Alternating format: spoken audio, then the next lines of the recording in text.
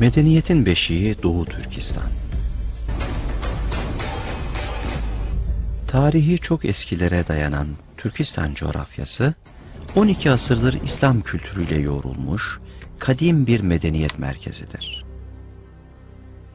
Kuzeyden güneye, doğudan batıya Hunlarla başlayıp Tavgaçların, Göktürklerin, Uygurların, Karahanlıların, Gaznelilerin, Harzemşah ve Selçukluların asırlar boyunca kök saldıkları, karış karış iz bıraktıkları Türkistan yurdu.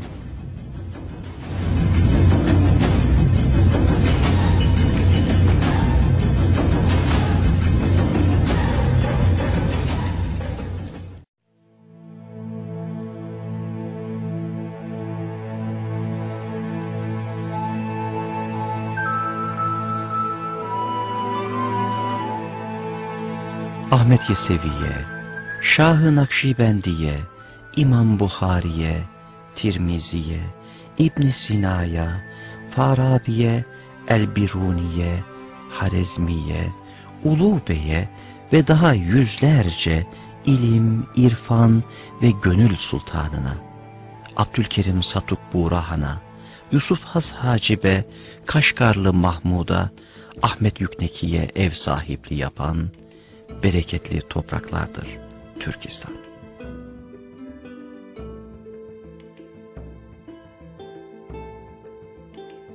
Türk İslam medeniyetinin en nadide eserlerinin verildiği Taşkent, Semerkant, Buhara, Kaşgar, Çimkent, Turfan ve Almatı, Türkistan'ın ve nice kültürlere kapı aralayan binlerce kilometrelik tarihi İpek yolunun duraklarındandır.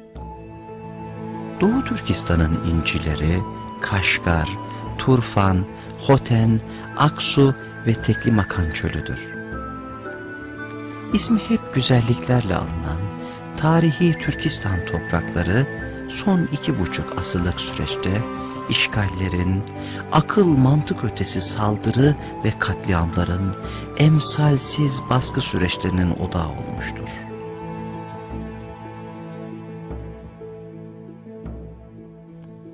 Uygur, Kazak, Kırgız, Özbek, Türkmen ve Taciki ile tek bir parça olan kadim Türkistan toprakları Rus Çarlığı ve Çin-Mançu İmparatorluğu'nun işgalleriyle bölünüp parçalanmıştır.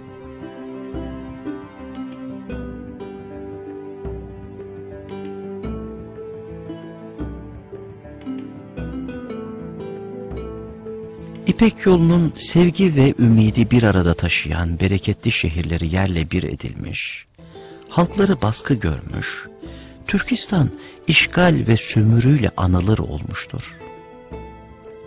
Türkistan'ın batısı Rus işgaline girerken, Doğu Türkistan Çin istilalarının merkezi haline getirilmiştir.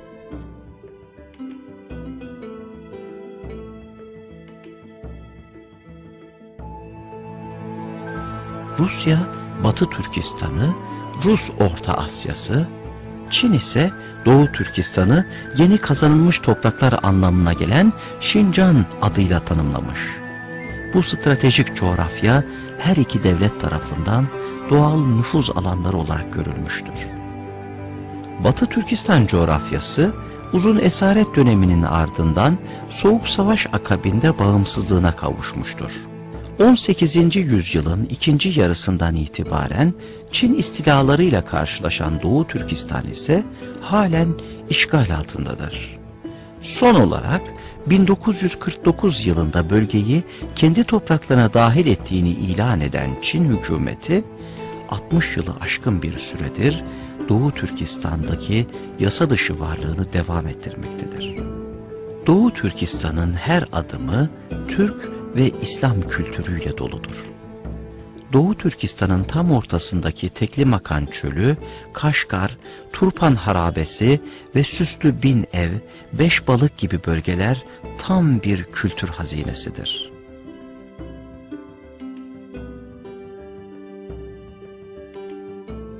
Bunlardan Kaşgar, tarihi İpek yolu üzerinde olup, Orta Asyalı tüccarların buluşma merkezi ve Türk medeniyetinin beşiği, Karahanlıların başkenti ve her şeye rağmen Müslüman Uygur Türk'ünün karakterini ve kültür izlerini koruyan Orta Asya'nın tam ortasında, Doğu'nun gizemli ve hüzünlü kentlerinden biridir.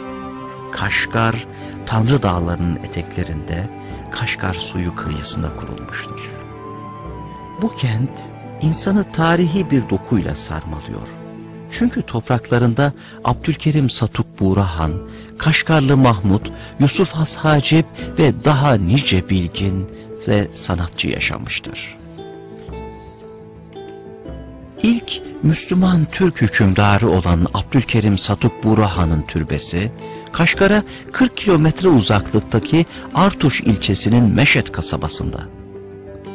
Kaşgarlı Mahmud'un türbesi, kent merkezine 45 kilometre uzaktaki Opal kasabasında. 2008 yılında UNESCO tarafından Kaşgarlı Mahmud Yılı ilan edilmiş, ünlü Türk dil bilgini tüm dünyada çeşitli etkinliklerle anılmıştır. Kaşgar kentinin her bir yanı mimari şaheserlerle doludur. Bunlardan biri de kent meydanındaki İdgah Camisi. Yapı, Saksiz Mirza tarafından küçük bir cami olarak 1442 yılında yapılmış ve 1787 yılında Zulfiye adlı bir hanım tüm servetini bu caminin genişletilmesine harcamış ve Kaşgariye Devleti hakimi Yakup Bek Bedevlet tarafından yapılmıştır. Yapı 1962 yılında korumaya alınmıştır. Ana gövdesine yerleştirilen çatı dikkat çeker. Bayramlarda bu çatı üzerinde özgün çalgı aletleriyle halk tarihi sema gösterisi yapmayı sürdürmektedir.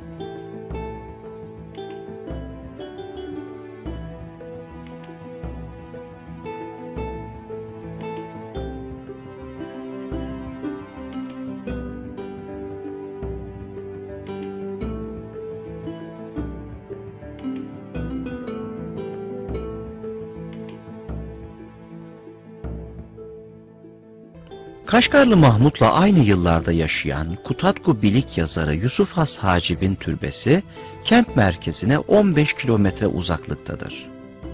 Türbe mavi çini işçiliğiyle bezenen görkemli yapısıyla dikkat çekiyor.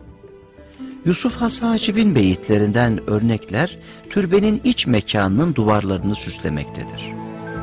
Kaşgar'ın tarihi kokusunu duymak için muhakkak görmeniz gereken yerlerden biri de eski Kaşgar Mahallesi'dir. Türklerin kültür mirası olan bu mahalledeki yapılar eski Anadolu evlerine benziyor. Daracık sokaklar üzerindeki ateş rengi doğal tuğlalarla örülmüş evler birbiri sıra bitişik olarak devam ediyor ve büyük oymalı kapılarıyla tarihi Türk kapılarının en güzel örneklerini veriyor. Evlerin bir başka özelliği ise daracık sokaklarda karşılıklı gelen evlerin üst kısımlarından birbirlerine köprü gibi geçişlere sahip olmasıdır.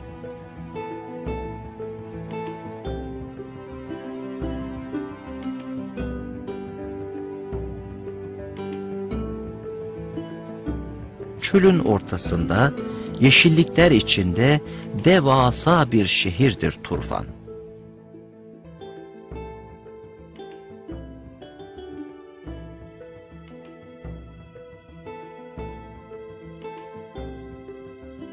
Turfan'da Karız kanallarını görünce ecdada aferin okumak gelir içimden.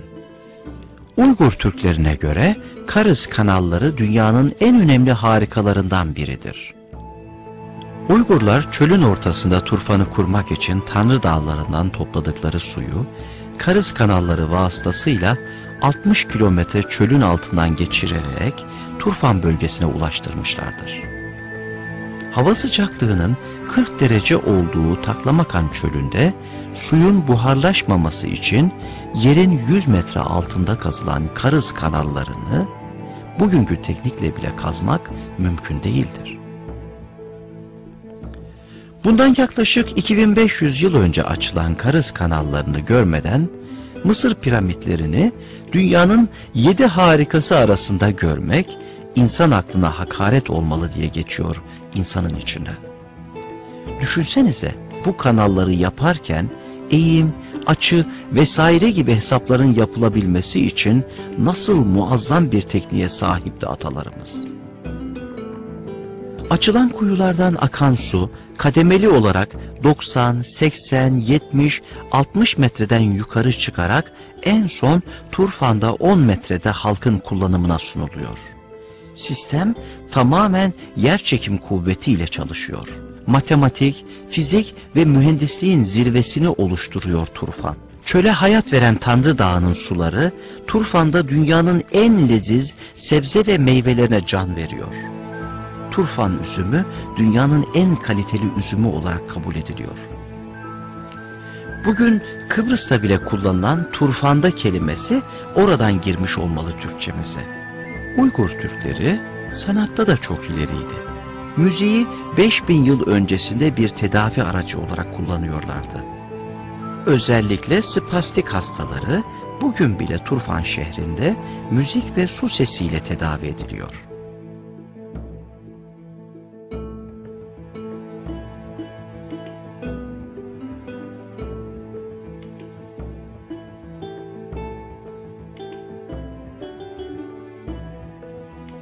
Uygur medeniyetini doğuran, Uygur Türklerinin arasında yetişen alimler, Türk dünyasının hemen her yerine yayılmışlar.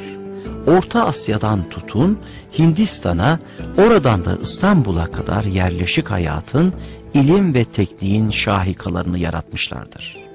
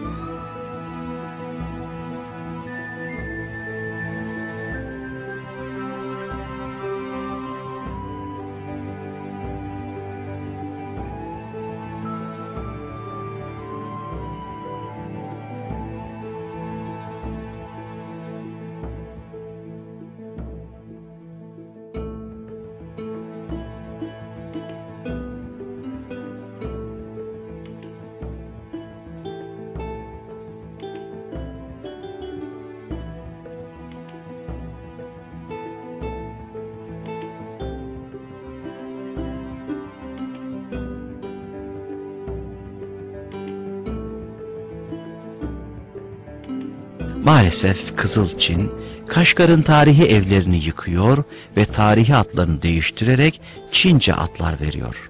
Washington Post gazetesinin 25 Mart 2009 tarihli haberine göre Pekin hükümeti Çin göçmenlerini eski Kaşgar kenti diye adlandırılan %100 nüfusu Müslüman Uygur Türk'üne ait şehre yerleştirmek için eski Kaşgar'dan binlerce aileyi çıkarmıştır. Bu şekildeki meskun halkı tarihi ecdat yadigarı evlerinden toplu ve zorunlu tahliyeye zorlamaktadır.